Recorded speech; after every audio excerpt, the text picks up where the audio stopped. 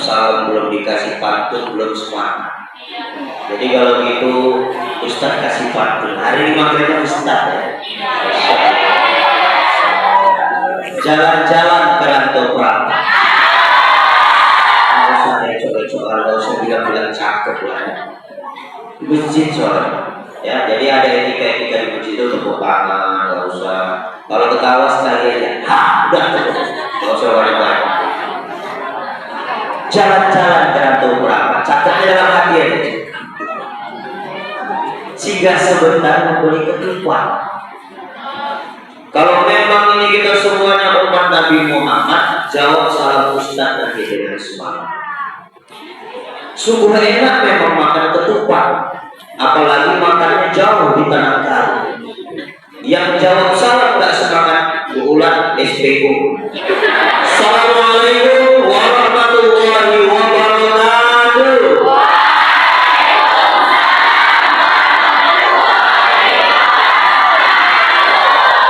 Dan bersyukur lillah, salatan wassalaman ala rasulillah al-mahbub.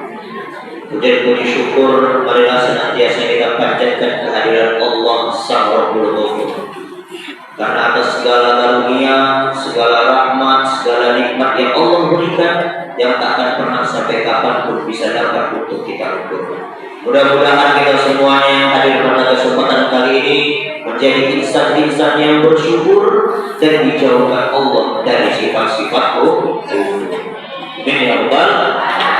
Salawat dan salam kita hadiahkan kepada Nabi besar Muhammad sallallahu alaihi wasallam. Mudah-mudahan dengan memperbanyak salawat kepadanya kita mendapatkan syafaatnya di yaumil akhir nanti. Amin ya rabbal alamin. Yang sama-sama kita hormati Ibu Kepala Madrasah, Ibu Dr. Haji Jara Latif, Bapak Edi Mulia selaku wakil hari ini berhalangan hadir karena dalam kondisi lagi kurang sehat. Mudah-mudahan kita doakan Allah akan penyakit Pak Edi, Allah sembuhkan biar bisa berjumpa lagi kembali bersama kita. Yang terhormat Ibu Wakil Kurikulum, Ibu Salukina FSI, Bapak Kepala Tata Usaha, Bapak dan Ibu Guru yang tak bisa saya sebutkan satu-satu namanya. Ada Pak Kahwil kami datang, alhamdulillah Pak Doli, selamat datang. Dan yang pastinya yang Ustaz banggakan generasi penerus agama, generasi penerus bangsa dan agama, generasi yang soleh dan soleh. Amin ya rabbal alamin. Baik, sebelum kita memulai kegiatan, ada baiknya kita berselawat untuk menggugah semangat kita, biar yang tadi masih belum semangat menjadi semangat. Kita akan berselawat asyikil, tujuannya biar terhindar dari kezaliman di muka bumi. Allahumma sholli ala sayyidina Muhammadin tibbil qulubi. Ya, itu salat tibbil qulub. Kalau kita itu kalau fantasi gitu.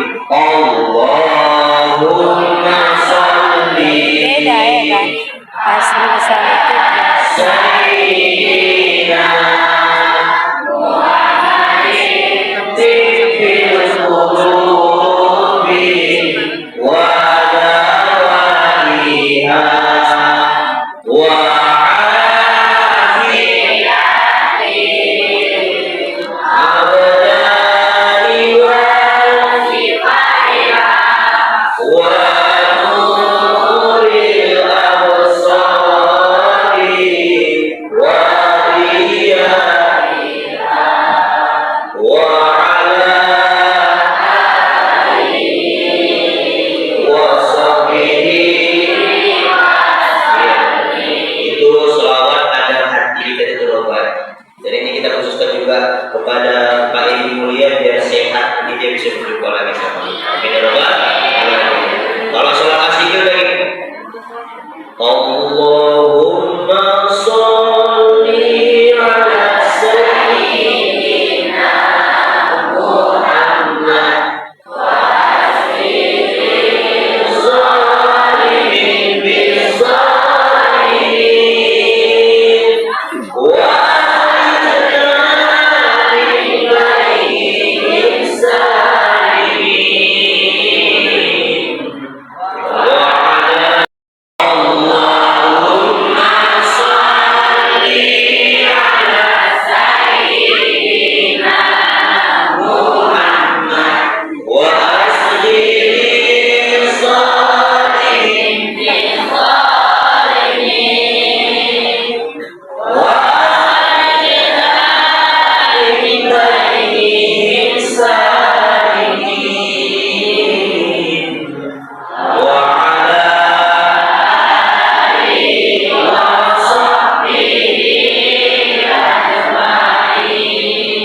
tenang hati kita kalau berselawat.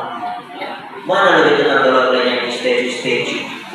Lebih tenang berselawat. Jadi setiap memulai aktivitas kita selawat, dapat pahala, hati tenang, hidup bahagia. Tema kita hari ini sesuai dengan momen yang ada, yaitu Isra Mi'raj Nabi Muhammad SAW. Temanya adalah perjalanan agung menjemput perintah sholat. Siap semuanya? Fokus, ketawa hanya boleh sekali, nggak usah tepuk tangan. Apalagi kalau mau habis baca Quran jangan tepuk tangan. Berselawat boleh dalam nggak usah tepuk tangan. Beda lah kebiasaan teman-teman keyboard kayak gitu lah, nggak usah tepuk tangan. Oke, kita tadi sudah berselawat bersama, ya. Dari Al-Quran adanya peristiwa yang luar biasa ini adalah apa? Peristiwa Isra dan Mi'raj. Dalilnya dibaca bersama sahabat kita tadi itu, masya Allah. Subhanalladzi asra bi 'abdihi lailan minal masjidil haram ila masjidil aqsa alladzi barakna hawlahu min nurihi ayatin. Dan seterusnya. Belajar. Maha suci Allah telah memperjalankan hamba.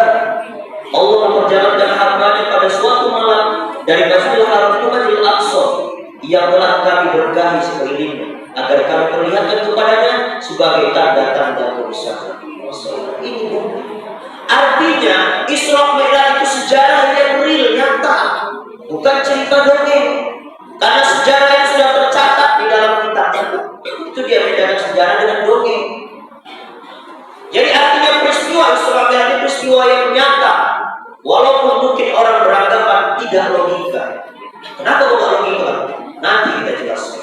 Tapi ternyata kalau sudah izin Allah yang tidak logika, yang mustahil bisa menjadi mungkin. Orang bertanya bacaan mungkin, gak ada mungkin. Tapi kalau sudah Allah berkehendak semuanya mungkin. Nih, apa itu Isra dan Mi'raj? Nah, nanti di akhir udah Ustaz jelaskan. Nanti Ustaz kecilnya tebel nih, udah Ustaz siapkan. Jadi siapa yang bisa menjawab apa yang sudah Ustaz sampaikan, angkat tangan nanti dikasih. Bisa lebih mengibarat 7, ya. Sumpitnya bisa. Ya.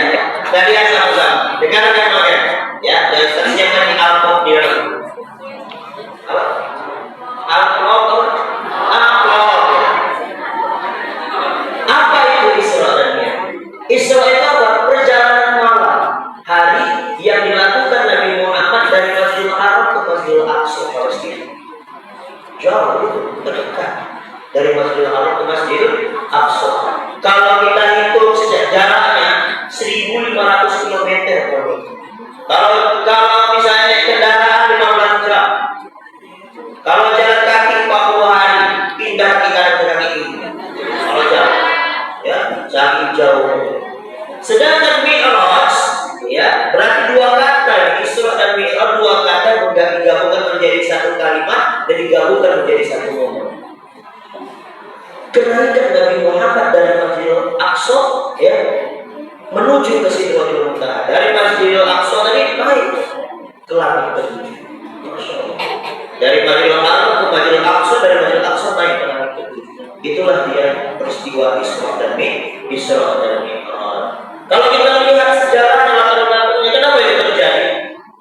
Isra dan Mi'raj ini tujuannya Allah kasih kepada Nabi Muhammad ada dua tujuan. Yang pertama sebagai penghibur, tasbih sebagai penghibur atas apa? Kesedihan yang saat itu Nabi alami. Karena saat itu namanya disebut dengan tahun Amul Huzni, tahun duka cita.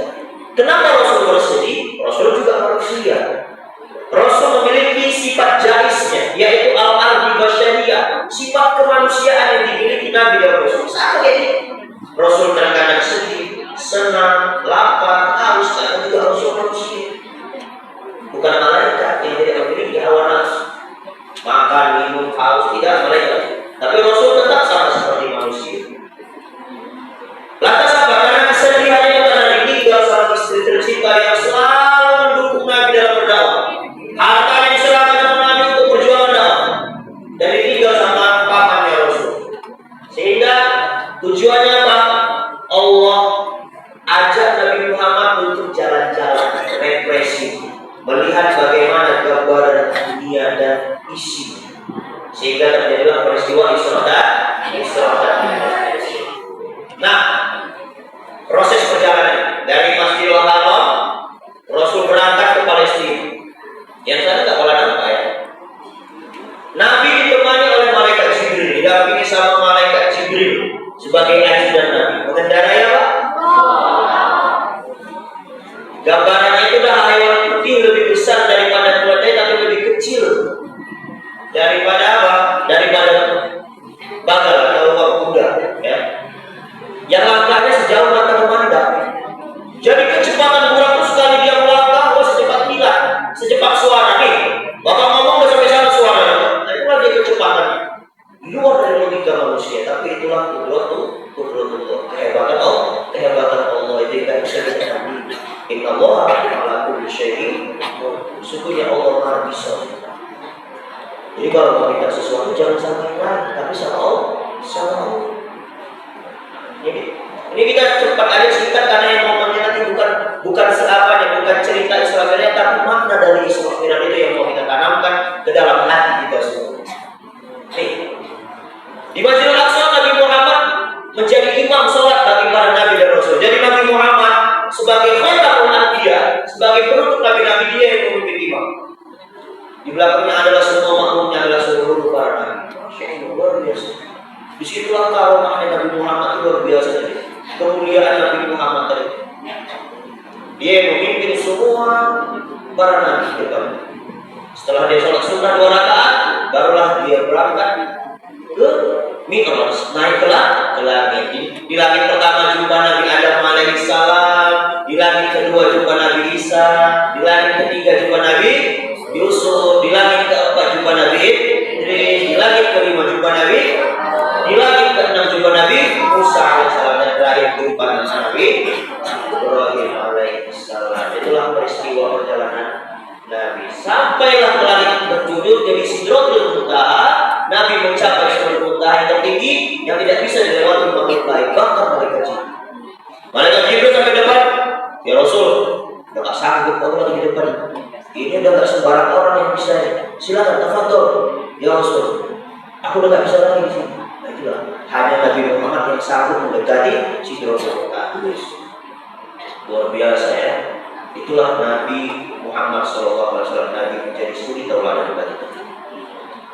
Nah, di situ barulah tadi turunlah yang namanya perintah apa? Ini dia. Perintah sholat 5 waktu.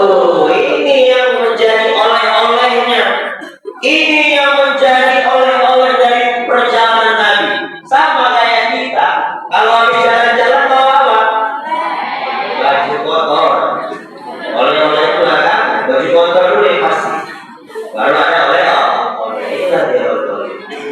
Pertama kali diperintahkan Allah, Nabi Muhammad perintah sholat 50 kali dalam satu hari satu malam. Wah, ngeri 20 kali. 5 ada yang sholat ada yang tidak. Ada dia kelompok PSMS. Apa itu PSMS? Persatuan Sholat Maghrib aja ada. Ada. Kalau udah maghrib tuh kelompok dia. Ajar ke sholat. Ada yang belum ada sholat maghrib ajar dia. Apalagi untuk puasa di sini kan, ada Jakarta tuh belajar dia tuh. Itu ada yang PSMS. Ada yang Persija, ada. Persatuan sholat Isya aja ada. Ada, kasih apa lagi orang nggak tahu. Kayaknya di sini nggak ada. Ya. Atau di sini Persija semua. Persib, ya. Yang lebih parah lagi PSDS, ini lebih parah lagi. Persatuan sholat 2 tahun sekali. Itu lebih parah lagi. Kalau udah sholat Idul Fitri paling depan dia loh, depan sholat. Bajunya paling bagus. Kalau bisa dia sholat depan imam dia. Kalau sholat depan imam Pak, makanya sengaja jangan sampai datangnya kau ke masjid, sholatnya nggak di belakang depan tidur pula gitu. Artinya apa? Jangan sampai kita sholat hanya disolatkan. Inilah ya. Perintah turun terakhirlah jadinya 5 waktu sehari semalam. Tapi pahalanya sekarang dengan 50 waktu. Memang simpel. simpel umat Nabi Muhammad ini guys. Sudah dipasti jaminan masuk surga, ya. Sudah pasti apa lagi? Sholatnya double pahala tadi deh. Setara dengan 50 waktu. Tapi banyak juga nanti umat Nabi Muhammad yang kena azab di neraka. Itulah Rasulullah sendiri. Usianya paling singkat, pahalanya paling banyak. Tapi usianya juga paling singkat, bisa jadi dosanya juga paling banyak. Inilah umat Nabi Muhammad. Inilah kita semua. Makanya kita harus menjalankan apa yang diperintahkan oleh Allah melalui perantara Nabi Muhammad. Nah, sekarang kita masuk ini banyak kadang kita ini makanya malas melakukan sholat. Apa? Kadang kita nggak tahu sholat itu apa sebenarnya. Apa itu sholat? Sholat itu as-sholatu hiya ad-du'a. Sholat itu adalah doa. Sholat itu secara bahasanya adalah doa, dan secara istilahnya adalah kegiatan yang diawali dari niat dan takbir dan diakhiri dengan salam. Dan ini merupakan perintah wajib bagi muslim dan muslim. Kita lagi senang, sholat. Kita lagi sedih, sholat. Kita lagi di rumah, sholat. Kita lagi di prestasi, lagi jalan-jalan, lagi mandi-mandi, waktunya masuk sholat. Tidak ada alasan untuk kita tidak sholat. Lagi sakit, sholat. Lagi sehat, apalagi. Kecuali perempuannya ada urusan, ya, ada keringanan mereka nggak sholat, itu pun secepatnya. Jika sudah tuntas masalahnya, secepatnya.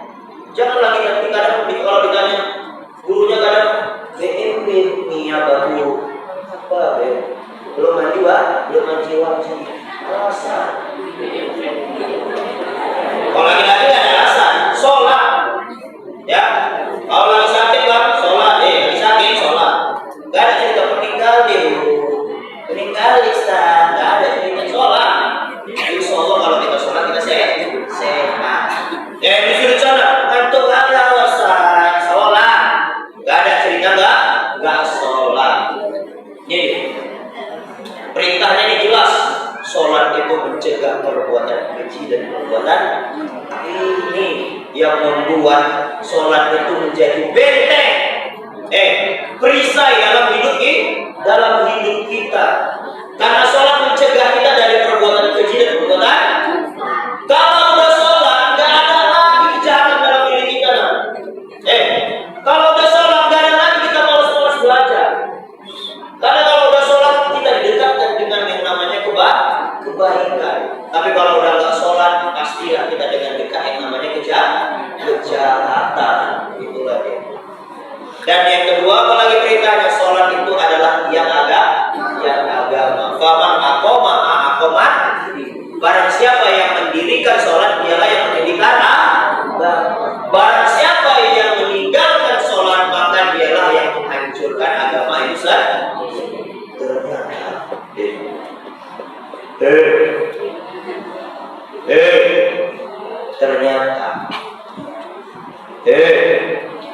Ternyata yang menghancurkan agama Islam ini bukan orang di luar Islam, tapi orang Islam itu sendiri. Orang Islam yang gak melaksanakan sholat. Jadi kalau Ustaz tanya, siapa tadi yang gak sholat subuh? Iya, perempuan iyalah, angkat tangan ya. Alasannya udah pasti ya kan? Alasan udah gak bisa dimarahin sama sekali. Yang laki-laki loh, Ustaz tanya, siapa yang gak sholat subuh? Ustaz kasih amplopnya satu sama dia.